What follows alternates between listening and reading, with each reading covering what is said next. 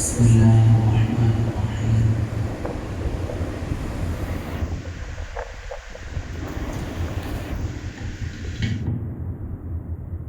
نحمده ونصلي على رسوله الكريم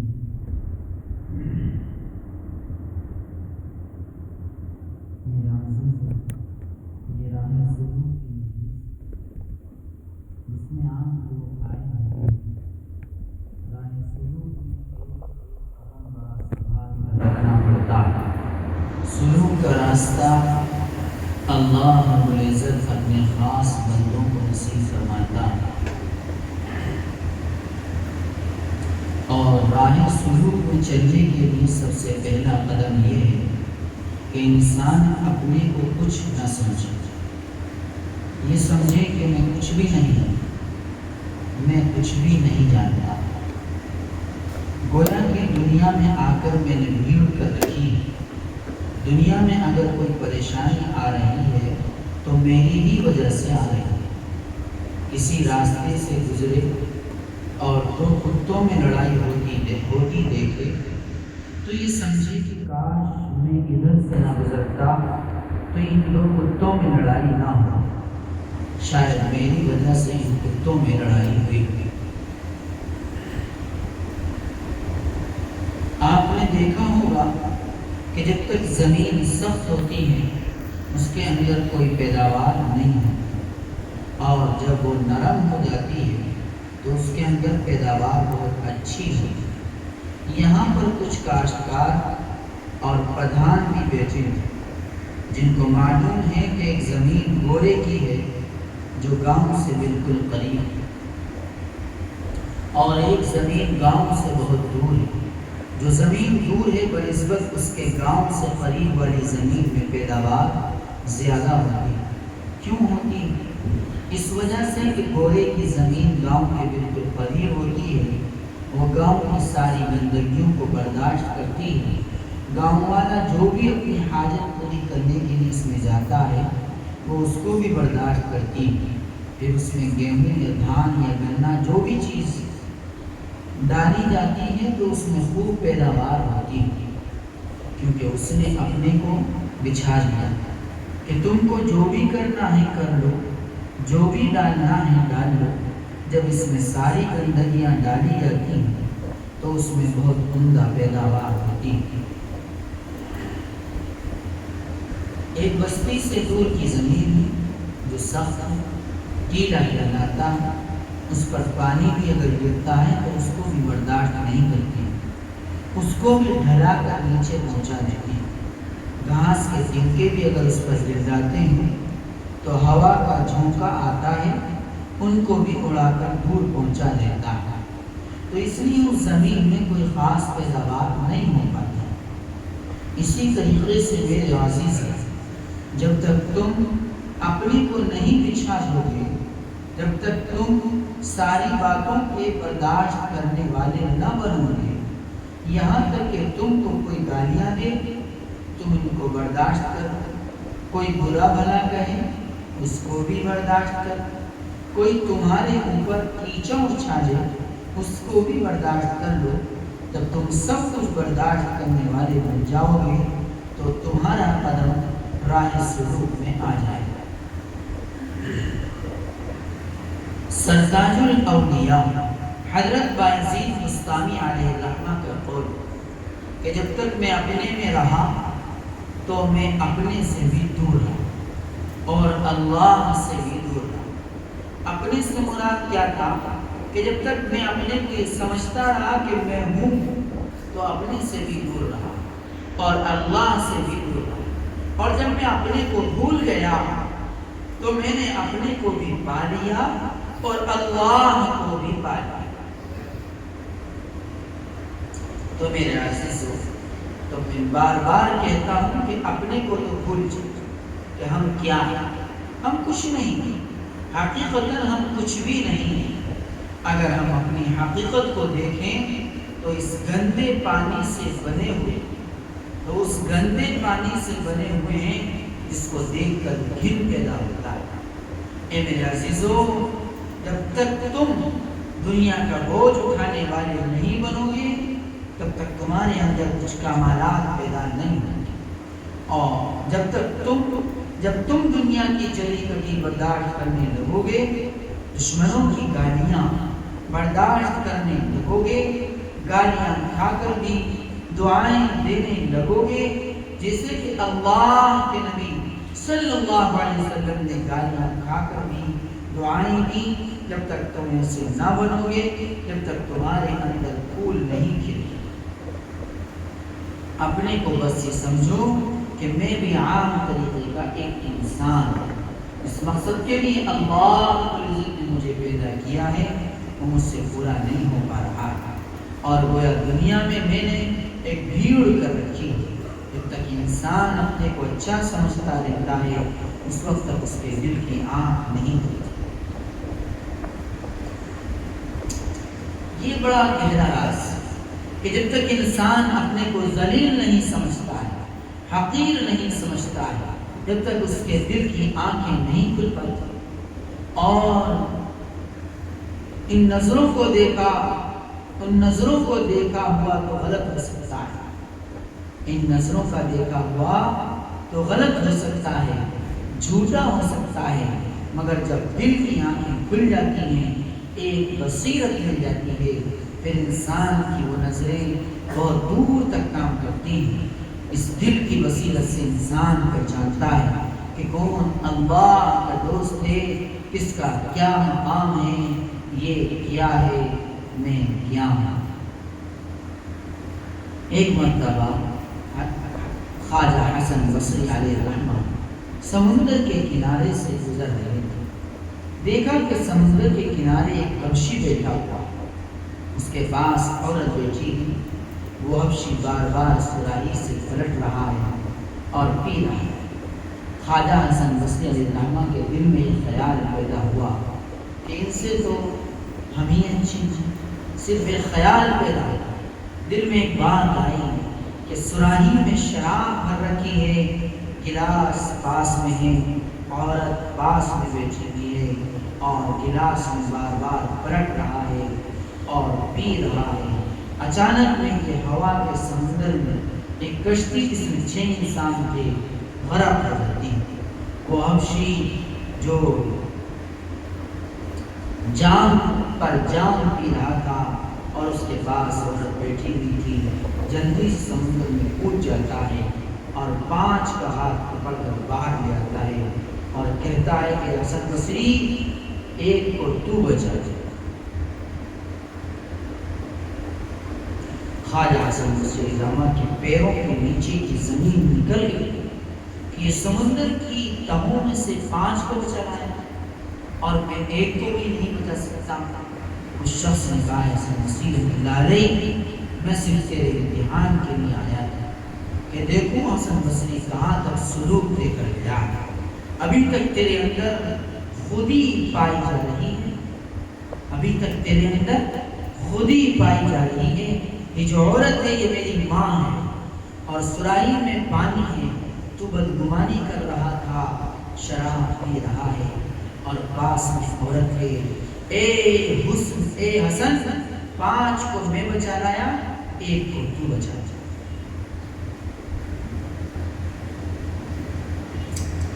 میرے عزیزو، اپنے کو اچھا مت سمجھو، دوسروں کو اچھا سمجھو، دوسروں کی اچھائی پر نظر ڈالو، دوسروں کی اچھائیوں کو تلاش کرو اور اپنے اندر عیبوں کو تلاش کرو۔ اگر تمہارے اندر یہ بات ہے تو تم اللہ کی نظروں میں اچھے ہو، اور اگر تم دوسروں کے عیبوں کو تلاش کرتے ہو اور اپنی اچھائیوں کو دیکھتے ہو تو یقیناً یاد رکھ لو تم اللہ کی عزت سے بہت دور ہو۔ جب تک انسان اپنے کو بیکار نہ سمجھنے لگے، کوڑے کرکٹ سے بھی بدتر اپنے کو نہ سمجھنے لگے، جب تک یہ نہ سمجھنے لگے کہ اگر دنیا میں نہ آتا تو کوئی پریشانی دنیا میں نہ آتی، نہ کوئی مخلوق پریشان ہوتی، شاید میری ہی وجہ سے یہ حالات آ رہے ہیں، اس وقت تک اس کا کوئی مقام نہیں ہو پاتا ہے۔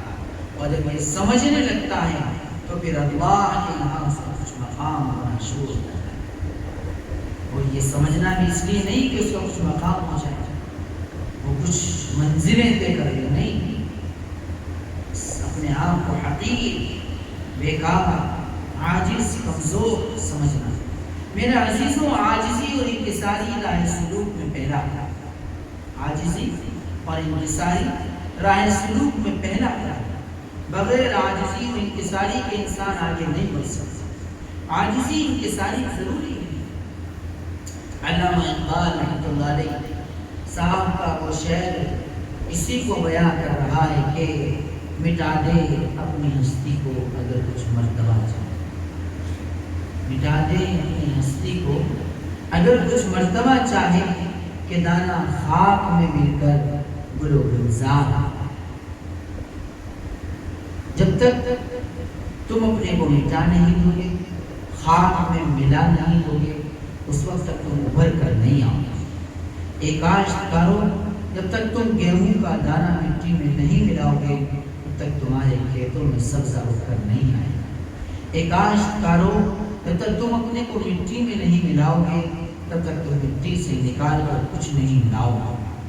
اے راہ سلوک کے چلنے والے، اگر تجھ کو اللہ تک پہنچنے کا شوق ہے تو اللہ تک پہنچنا چاہتا ہے، راہ سلوک طے کرنا چاہتا ہے، راہ سلوک کی منزلیں تجھ کو طے کرنی ہیں، تو تجھ کو چاہیے کہ اپنے کو سب سے بیکار سمجھے، کہ سب سے بیکار میں ہوں۔ سب نے اپنا اپنا راستہ اپنا لیا ہے، سب اپنا اپنا کام کر رہے ہیں، سب نے اپنے اپنے کام سوار بنے ہیں، بس میرا ہی کام رہ گیا ہے، میں اپنا راستہ نہیں پکڑ پایا، بس میں ہی بہت دور، سب کا گھوڑا قریب لگ گیا، بس میرا ہی گھوڑا سب سے پیچھے۔ اگر تم حقیقتاً اپنے کو ایسا سمجھنے لگو گے تو میرے عزیزوں، تم اپنی منزل مقصود کو پہنچنے والے بن جاؤ۔ اللہ تک پہنچنے کے لیے بہت سے لوگوں نے، بہت سے اللہ والوں نے، بہت سے اکابروں نے بہت سی چیزیں اپنائیں اور امت کو بتلائیں، مگر میں اپنی ناقص عقل کے اعتبار سے کہتا ہوں کہ اللہ تک پہنچنے کے لیے اپنے ارادوں کے، اپنی عقل کے، اپنے فہم کے، اپنی سوچ کے، سب کے رسے کاٹ اور وحدہ لا شریک کے سامنے بالکل بے یار مددگار ہو جائے۔ انشاءاللہ امید ہے کہ تم کو یار مل جائے گا، مددگار مل جائے گا۔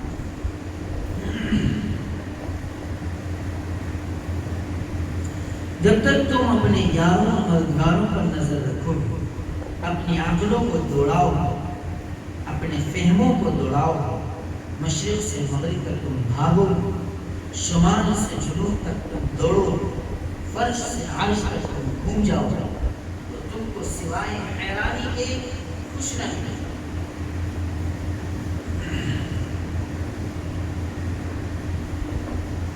بس اپنی ہر چیز کی رسی کو کاٹ، اپنی ہر چیز کی مشینری کو ٹھپ کر وحدہ لا شریک کے سامنے بالکل ایسے ہو جاؤ جیسا غسل دینے والے کے ہاتھ میں ہوتا ہو۔ یہ غسل دینے والا جدھر چاہتا ہے کروڑ بدل دے، جدھر چاہتا ہے پانی ڈال دیتا ہے، جو چاہتا ہے کر دیتا ہے، مگر وہ مردہ کچھ بھی نہیں کہتا۔ اسی طریقے سے تم وحدہ لا شریک کی تقدیر کے سامنے، وحدہ لا شریک کے حکم کے سامنے، وحدہ لا شریک کے فیصلوں کے سامنے، اے میرے عزیزوں، تم ایسے پس جاؤ۔ بہت دیکھا مگر دیکھنے کے بعد یہی نظر آیا، عقل ختم، رب فہم، عقل ختم، رب فہم ختم، رب دور اندیشی خاک ہوئی، پیارے رب کو کیسے پاؤں، نیا بھور کے بیچ میں۔ عقل ختم، رب فہم ختم، رب دور اندیشی خاک ہوئی، پیارے رب کو کیسے پاؤں، نیا بھور کے بیچ میں۔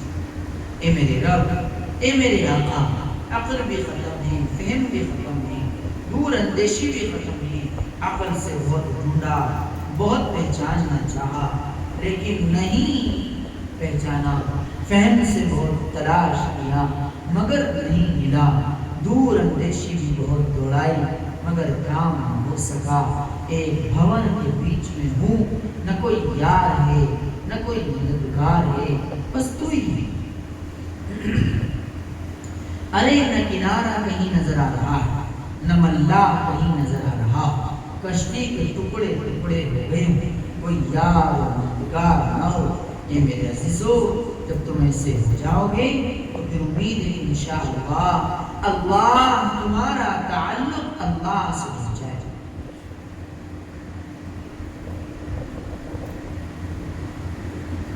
انشاءاللہ تمہارا تعلق اللہ سے ہو جائے گا، اور راہ سلوک میں چل کر کے انسان ویسے بھی الگ ہو جاتا ہے، اور دل کے اعتبار سے تو الگ ہو ہی جاتا ہے، دل سب سے بیزار ہو جاتا ہے۔ جب دل یار دل میں مل جاتا ہے تو دل سب سے بیزار ہو جاتا ہے، یہاں تک ایک وقت آتا ہے کہ انسان اس محبوب حقیقی عشق میں اپنے کو بھی بھول جاتا ہے۔ ہم نے اسے بہت ڈھونڈا نہ پایا، ہم نے اسے بہت ڈھونڈا نہ پایا، اگر پایا تو کچھ اپنا نہ پایا۔ کہے کیا ہائے زخم دل ہمارا، دہن پایا لبے جو پایا جو یا نہ پایا، دہن یا لبے جو یا نہ پایا، کبھی اس کا کبھی تیرا رہا غم، مگر خالی دل شیدا نہ پایا۔ برائی کو برائی سمجھو، برائی کرنے والے کو برا مت سمجھو۔ تو اپنے کو بالکل مٹا دو، اور تم یہ خیال رکھو کہ دنیا میں اگر کوئی شرابی ہے، بدکار ہے، تو یہ شرابی اور بدکار برا نہیں ہے۔ ہاں، شراب پینا، بدکاری کرنا یہ گناہ ہو سکتا ہے اللہ اس کو توبہ کی توفیق دے دے اور یہ ایمان کے اعلیٰ درجے کو پہنچ جائے، اور ایسا ہوا۔ بعض شرابی تھے، میخانوں میں جا کر جو کیا کرتے تھے وہ خدا دوست ہو گئے، بشر حافظ رحمۃ اللہ علیہ انہیں میں سے۔ تو میرے عزیزوں، اپنے اندر عاجزی انکساری پیدا کر۔ کسی نے تمہاری طرف منہ کر کے تھوکا اور تم کو غصہ آ گیا، پھر بھی تم نہیں بدلے۔ کسی کا پیر گاڑی میں گر گیا، گاڑی کیچڑ میں آ گئی، اس سے تمہارے اوپر چیخیں آ گئیں، تم آگ میں گولا ہو گئے، غصے میں ہو گئے، تو بھی میرے عزیزوں تم نہیں بدلے۔ جب تک تم ان سب چیزوں کو برداشت کرنے والے نہ بن جاؤ کہ تم کو اگر کوئی گالیاں بھی دیتا ہے تم اس کو دعاؤں سے رخصت کرو، اگر کوئی تم کو برا بھلا کہتا ہے تو تم انتقام کا ارادہ بھی نہ کرو۔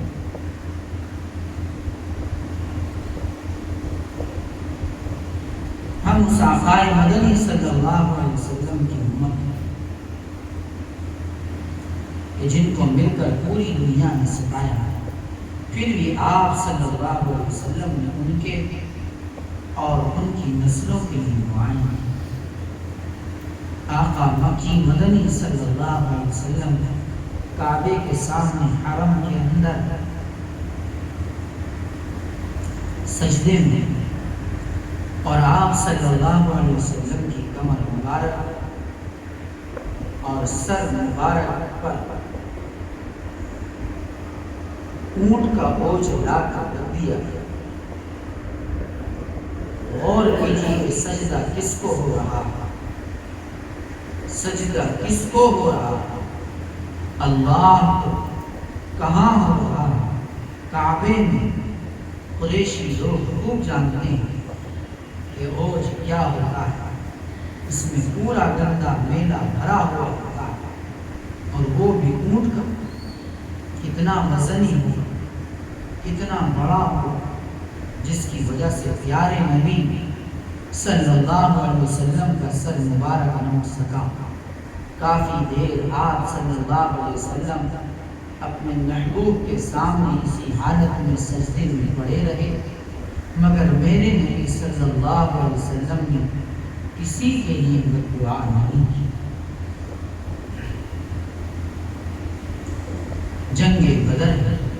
313 جان نثار صحابہ اکرام رضوان اللہ علیہم اجمعین، بوڑھے نوجوان اور بچے بھی، ننگے بھوکے پیاسے اور بے ہتھیار کے ہیں۔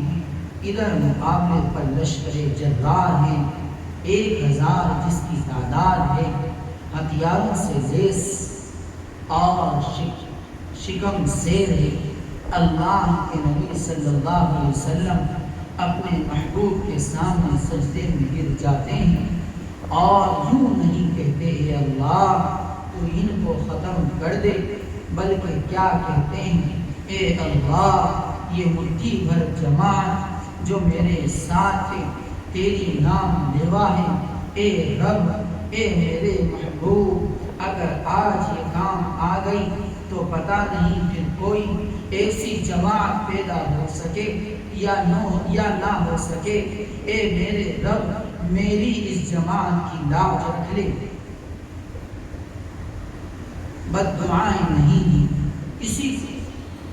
کسی کو، جبکہ سامنے دشمنوں کا زبردست لشکر چڑھا ہوا ہے، اپنے رب سے مدد مانگی، اپنے صحابہ رضی اللہ عنہ کی لاج مانگی، اپنی جماعت کی نصرت مانگی، مگر بد دعا نہیں۔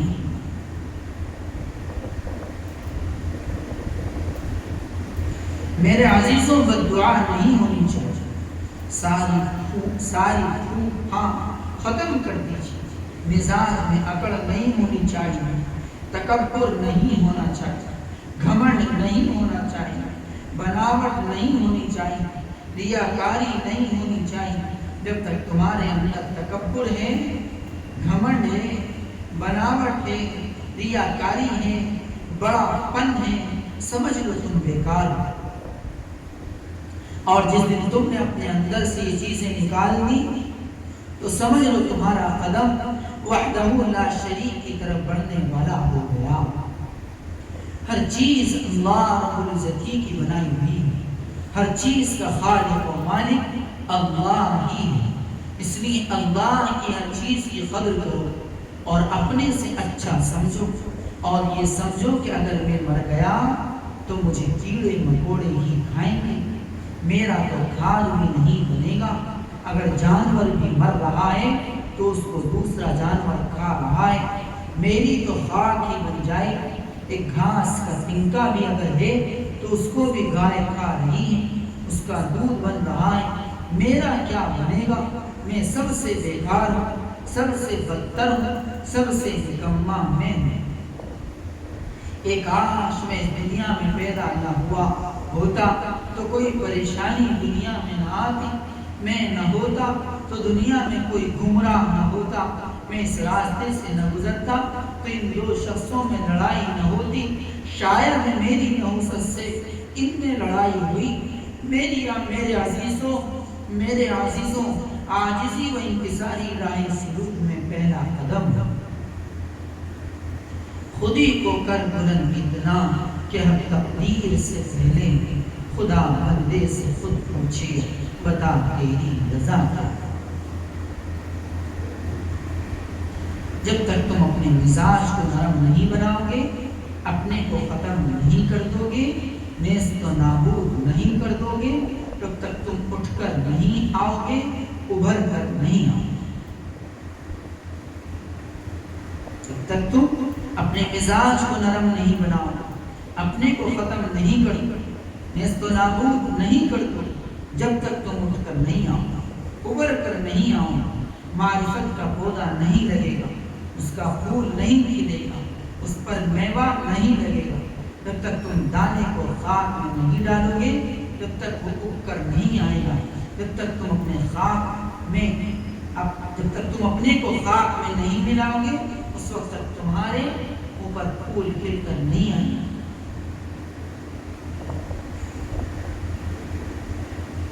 اگر تم یہ چاہو کہ میں اپنے اللہ کی نظروں میں کچھ بن جاؤں، اور نظروں میں بن جانا یہ ہے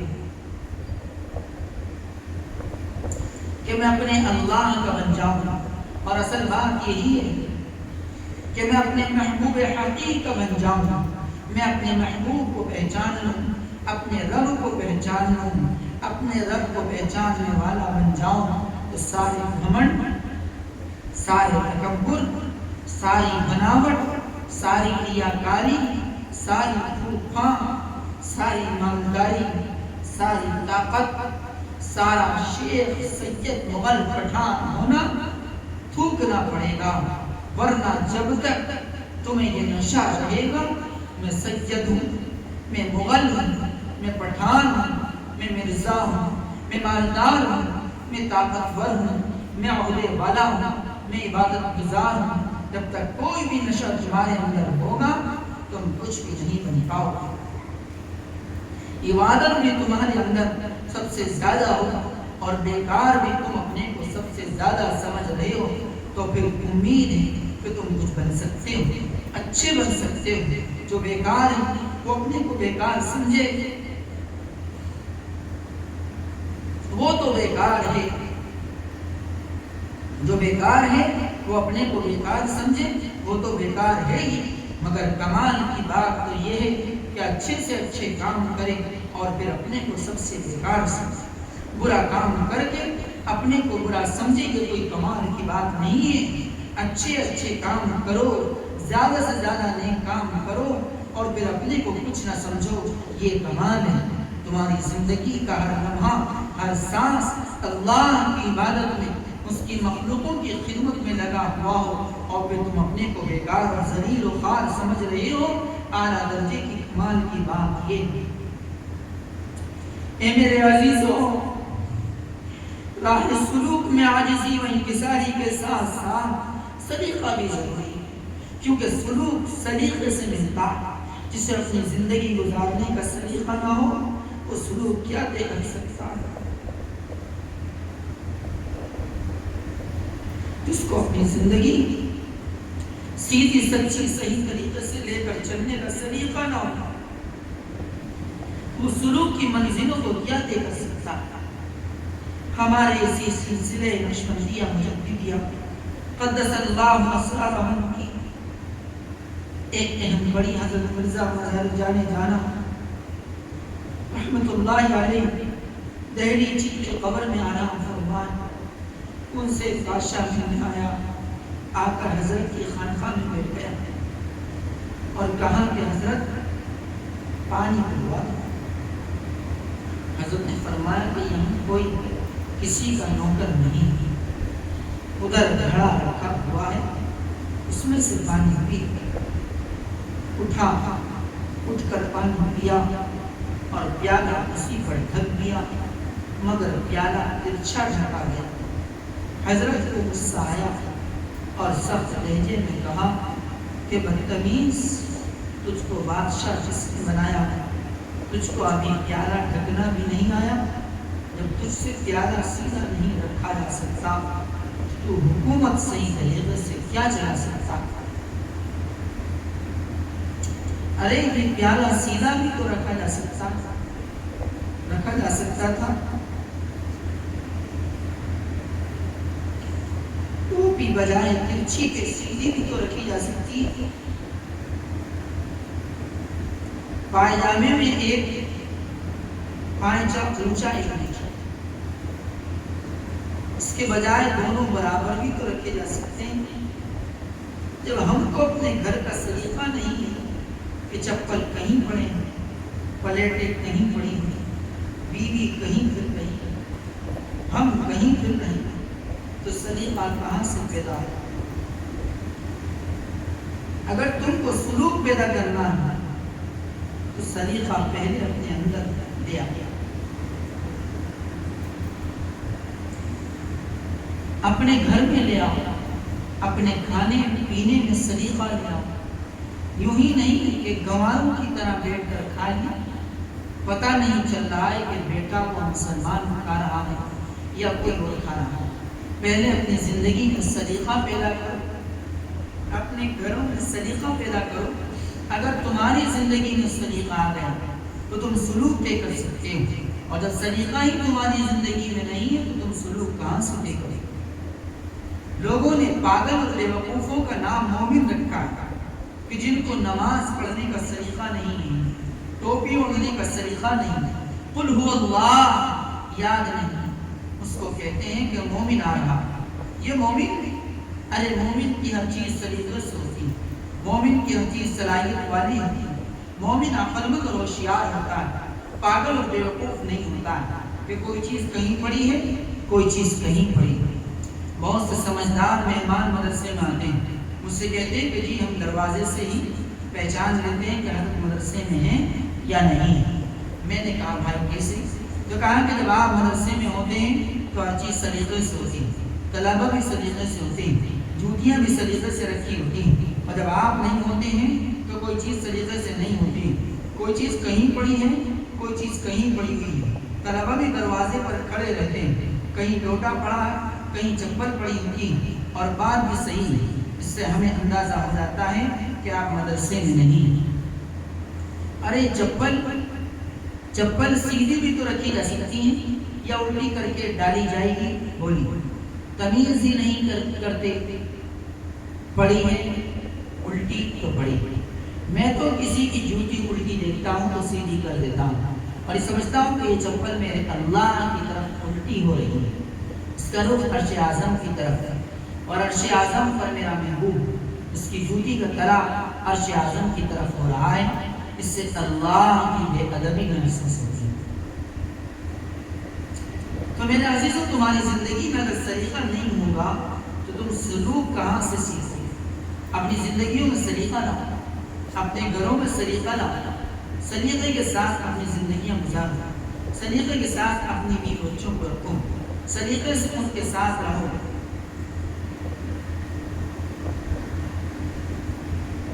جب تمہارے اندر سلیقہ آ جائے گا پھر امید ہے تمہارے اندر سلوک بھی آ سکتا ہے۔ سلیقے سے دنیا سنورتی ہے اور سلوک سے آخرت سنورتی ہے۔ شریعت سے دنیا سنورتی ہے اور طریقت سے آخرت سنورتی ہے۔ سلیقے اور سلوک سے یہ مراد ہے کہ سلیقے سے مراد شریعت ہے اور سلوک سے مراد طریقت ہے۔ جو سمجھدار ہوتے ہیں جب وہ کسی کے یہاں جاتے ہیں تو پہچان لیتے ہیں کہ اس گھر کے اندر سلیقہ مند مرد عورتیں ہیں یا نہیں۔ کن چیزوں سے پہچان لیتے ہیں؟ ان کے برتنوں سے، ان کے کھانے پینے کے طریقے سے، ان کے اٹھانے بٹھانے کے طریقے سے۔ میں آپ کو سمجھا رہا ہوں، بتلا رہا ہوں، وہ پہچان لیتے ہیں، اس لیے اپنے گھروں میں سمجھداری پیدا کریں، سلیقہ پیدا کریں۔ جو چیز سلیقے سے رکھی ہوئی ہوگی وہ سب کو اچھی رہے گی۔ سلیقے سے اپنی جوتیاں نکالیں، سلیقے سے اپنی چارپائیاں ڈالیں، سلیقے سے اپنے کپڑے نکالیں، سلیقے سے ان کو ٹانگنا، کرتا نکالا ایک آستین اندر ایک باہر، کرتا لٹکا دیا، پائجامہ نکالا اس کا کمر بند نیچے لٹک رہا ہے، ایک پائجامہ اوپر ہے ایک نیچے اور لٹکا دیا۔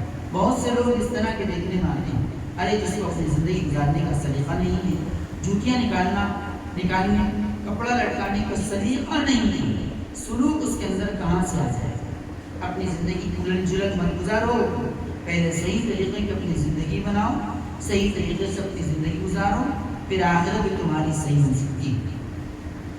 یہ کوئی ضروری نہیں ہے کہ عمدہ سے عمدہ گھر ہو، عمدہ سے عمدہ لباس ہو یا کسی مالدار کے گھر ہی سلیقہ ہو، ایسا کوئی مسئلہ نہیں ہے۔ چاہے کوئی غریب ہی کیوں نہ ہو، کچا ہی گھر کیوں نہ ہو، سیدھا سادہ ہی لباس کیوں نہ ہو، مٹی ہی کے برتن کیوں نہ ہو، مگر سلیقے سے ہونے چاہیے، طریقے سے ہونے چاہیے، صفائی ستھرائی ہونی چاہیے۔ صفائی بھی آدھا ایمان بتلایا گیا ہے، صفائی سے ایمان میں بھی تازگی پیدا ہوتی ہے اور صحت کے لیے بھی مفید ہے۔ تو میرے عزیزو، اللہ کی راہ میں بڑھنے کے لیے، راہ سلوک طے کرنے کے لیے عاجزی اور انکساری اختیار کرنی پڑتی ہے، سلیقہ اور سمجھداری اختیار کرنی پڑتی ہے، اور یہ چیزیں تمہارے اندر جب ہی پیدا ہوں گی جب تمہاری دنیا سنورے، تمہارا دین سنورے اور تم سنبھل کر قدم رکھو گے، پھر آگے بڑھو گے۔ آگے بڑھ کر جب تم اپنے محبوب سے ملو گے اور وہاں تک پہنچو گے تو تمہاری ساری چیزیں خود بخود ختم ہو جائیں گی، نہ تمہارا ارادہ رہے گا، نہ تمہارا قول رہے گا، نہ تمہارا فعل رہے گا، سبھی چیزیں ختم ہو جائیں گی۔ مگر ہاں، جب تک ہم ٹرین میں نہیں بیٹھے تو ٹرین تک چلنے کی ضرورت ہے، گاڑی تک پہنچنے کی ضرورت ہے، جہاں پر پلیٹ فارم ہے وہاں تک پہنچنے کی ضرورت ہے، گاڑی کو پہچاننے کی ضرورت ہے کہ ہماری منزل پر یہ گاڑی جائے گی یا کہیں اور جائے گی، یا طریقہ ہمارا ہے یا طریقہ ہمارا ہے یا کسی اور کا ہے۔ یہ گاڑی ہماری ہے یا کسی اور کی؟ ان سب باتوں کو سمجھنا ہے، ان کو اختیار کرنا ہے، دانشور بننا ہے، دانشوروں والی زندگی اختیار کرنی ہے، پاگل اور بیوقوفوں والی زندگی کو چھوڑنا ہے۔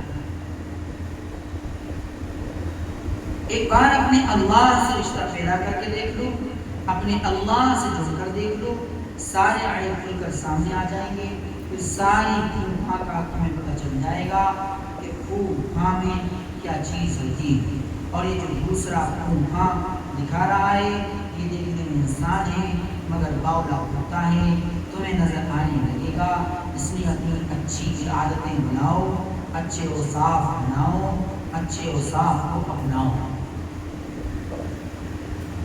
رسول اللہ صلی اللہ علیہ وسلم کے مبارک طریقے کو تم تلاش کر کے اس پر سختی سے عمل کرو۔ رسول اللہ صلی اللہ علیہ وسلم کا مبارک طریقہ اگر ہماری زندگی میں ہے تو سلوک کا راستہ ہے، طریقت کا راستہ ہے، اللہ رب العزت تک پہنچنے کا راستہ ہے۔ اور اگر رسول اللہ صلی اللہ علیہ وسلم کا طریقہ ہماری زندگی میں نہیں ہے تو پھر کچھ بھی نہیں ہے، پھر پتہ نہیں تم کس کے طریقے کو اپناؤ گے، کس گاڑی میں بیٹھ جاؤ گے۔ کوئی گاڑی کہیں جا رہی ہے، ہمیں اس سے کیا مطلب؟ ہمیں تو بس اسی گاڑی سے مطلب ہے جو ہماری منزل کی طرف جا رہی ہے۔ ہمیں تو بس وہی راستہ پسند ہے جو ہمیں اللہ رب العزت تک پہنچاتا ہے۔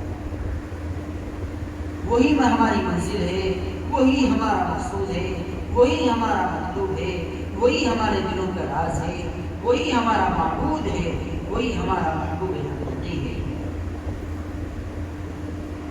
مجھے ڈر ہے او بدو تو کعبے تک نہیں پہنچے گا، کیونکہ تو جس راستے پر جا رہا ہے وہ کعبے کی مخالف سمت ہو جاتا ہے۔